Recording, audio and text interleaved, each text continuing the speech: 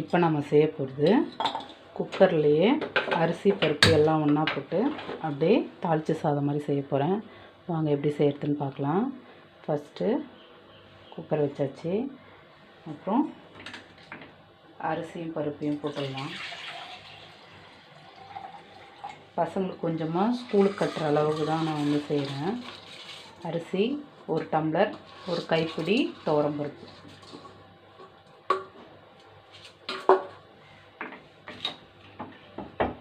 ஒரு 5 பல்லு பூண்டு, வெங்காயம்.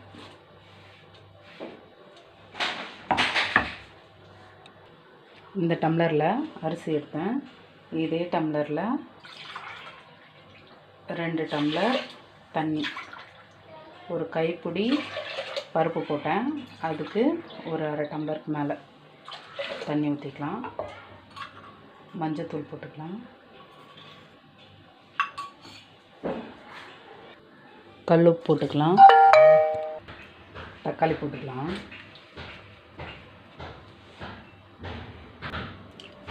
ஒரு ஸ்பூன் கோபுரமாக வீட்டு மிளகாத்தூள் போட்டுக்கலாம்.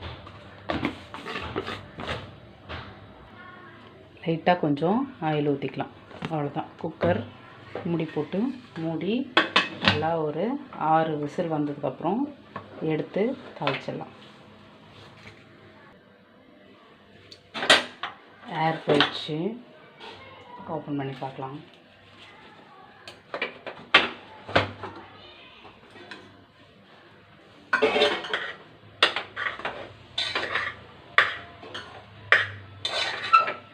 கரெக்டாக இருக்குது.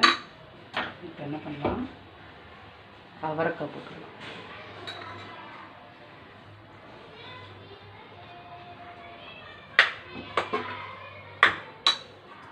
அவரைக்காய் போட்டு 1 ஸ்பூன் தண்ணி ஊற்றிடுறேன். 1 டம்ளர் தண்ணி ஊற்றிடுறேன்.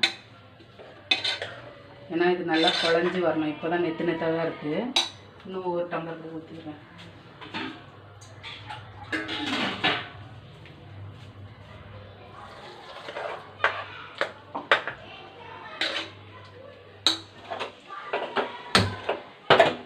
பண்ணிடலாம்.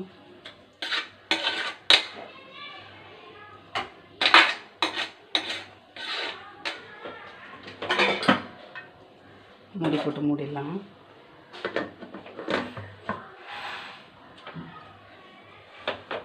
விசில் போட்டுடலாம். மறுபடியும் ஒரு 2 விசில் வரட்டும். இப்போது தாளிச்சிக்கலாம். ஆயில் ஊற்றிட்டு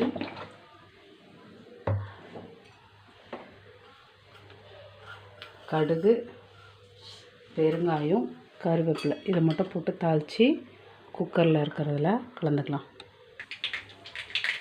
கடுகு பொரிய ஆரம்பிச்சிச்சு. பெருங்காயம் போட்டுக்கலாம்.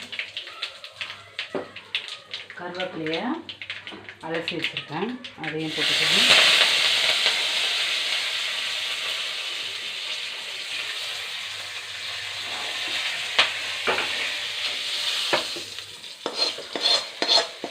தாளித்து வச்சுக்கி இதில் போட்டுக்கலாம்.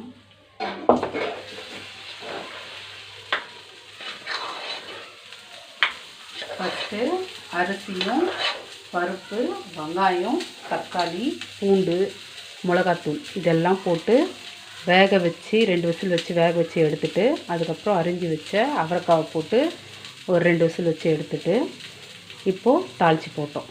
கருவேப்பிலை, கடுகு, பெருங்காயம் மட்டும் போட்டு. அவ்வளோதான். சுவையான தாளித்த பருப்பு சாதம் தயார்.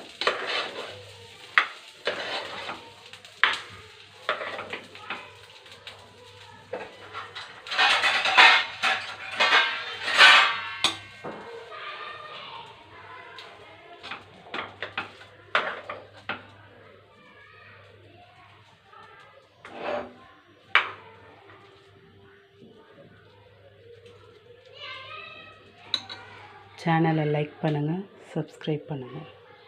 தேங்க்யூ.